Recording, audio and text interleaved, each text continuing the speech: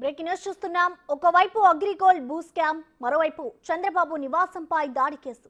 ఇలా మాజీ మంత్రి జోగి రమేష్ కు ఉచ్చు బిగుస్తోంది. చంద్రబాబు నివాసంపై దాడి కేసులో మరోసారి జోగి రమేష్ కు మంగళగిరి పోలీసులు నోటీసులు జారీ చేశారు.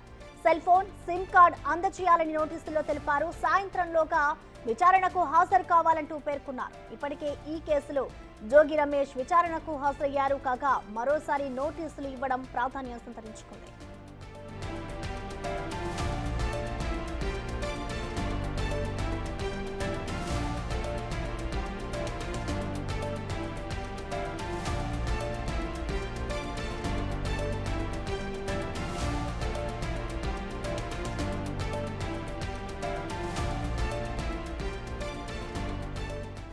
ఒకవైపు అగ్రిగోల్డ్ భూ స్కామ్, మరోవైపు చంద్రబాబు నివాసంపై దాడి కేసు. ఇలా మాజీ మంత్రి జోగి రమేష్ కు ఉచ్చు బిగుస్తోంది. చంద్రబాబు నివాసంపై దాడి కేసులో మరోసారి జోగి రమేష్ కు మంగళగిరి పోలీసులు నోటీసులు జారీ చేశారు. సెల్ ఫోన్, సిమ్ కార్డ్ అందజేయాలని నోటీసుల్లో తెలిపారు. సాయంత్రంలోగా విచారణకు హాజరు కావాలంటూ పేర్కొన్నారు. ఇప్పటికే ఈ కేసులో జోగి రమేష్ విచారణకు హాజరయ్యారు. కాగా మరోసారి నోటీసులు ఇవ్వడం ప్రాధాన్యం సంతరించుకుంది.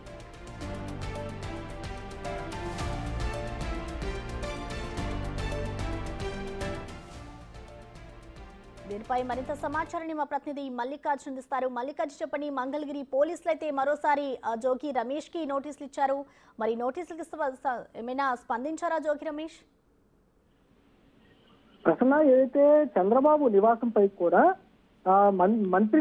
మంత్రిగా రాకముందు జోగి రమేష్ సమాచారంతో కూడా నిరసన తెలియజేయడానికి వెళ్ళారంటూ కూడా జోగి రమేష్ చెప్పడం జరుగుతూ ఉంది. ఈ సంబంధించి ఒక కేసు కూడా ఇప్పటికే పోలీసులు నమోదు చేయడం జరిగింది. మంగళగిరి పరిధిలోకి, డిఎస్పీ పరిధిలోకి వస్తుంది కాబట్టి ఆ కేసును మంగళగిరి డిఎస్పీ పర్యవేక్షణ పరిస్థితి కూడా కనిపిస్తోంది. ఈ నేపథ్యంలోనే ఎవరైతే ఆ రోజు వెళ్లారో, మంత్రిగా కాకముందు సంబంధించిన జోగి రమేష్ ఎమ్మెల్యే స్థాయిగా ఉన్నప్పుడు ఇంటికి దాడికి వెళ్లారంటూ కూడా టీడీపీ నేతలు గతంలో ఫిర్యాదు చేయడం జరిగింది.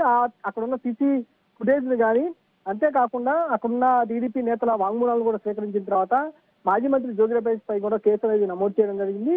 గతంలో ఒకసారి దీనిపైన ఇన్వెస్టిగేషన్ కూడా చేసి మాజీ మంత్రి జోగి రమేష్ ని కూడా మంగళగిరి డిఎస్పీ ఆఫీస్ కి పిలవడం జరిగింది. ఆ రోజే అప్పుడు ఏదైతే సెల్ ఫోన్ వాడారో ఆ సెల్ ఫోన్ తో పాటు ల్యాప్టాప్, మరికొన్ని వస్తువులు కూడా హ్యాండ్ ఓవర్ చేయాలంటూ కూడా పోలీసులు గతంలోనే నోటీసులో పేర్కోవడం జరిగింది. కానీ ఆ రోజు వ్యక్తిగతంగా జోగి రమేష్ హాజరయ్యారే తప్ప ఆ వస్తువులకు సంబంధించి ఏవి కూడా అందించిన దాఖలాలు కూడా లేవు.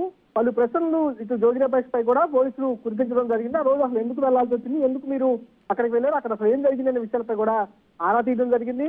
నేను నిరసన తెలియజేయడానికి, మా పార్టీ అధినేతను, మా పార్టీని కించపరిచే విధంగా, అక్కడ చంద్రబాబు మా పార్టీకి కించపరిచే విధంగా మాట్లాడనే ఉద్దేశంతో నిరసన తెలియజేయడానికి మాత్రమే నేను అక్కడికి వెళ్ళానంటూ కూడా జోగి రమేష్ చెప్పే ప్రయత్నం అయితే పోలీసులు చేసిన కూడా తెలుస్తా ఉంది. మరోసారి అటు డిఎస్పీ ఆఫీస్కి రావాలంటూ కూడా ఇటు నోటీసులు కూడా జారీ చేయడం జరిగింది. ఏదైతే మొన్నసారి నోటీసులో పేర్కొన్న వస్తువులు ఏవైతే ఉన్నాయో వాటన్నింటిని కూడా హ్యాండ్ ఓవర్ చేయలేదు కాబట్టి వాటిని మరోసారి తీసుకుని వచ్చి హ్యాండ్ ఓవర్ చేయాలంటూ కూడా పోలీసులు నోటీసులు అయితే పేర్కోవడం జరిగింది. దీనిపై కూడా జోగి రమేష్ ప్రస్తుతం అయితే స్పందించలేదు.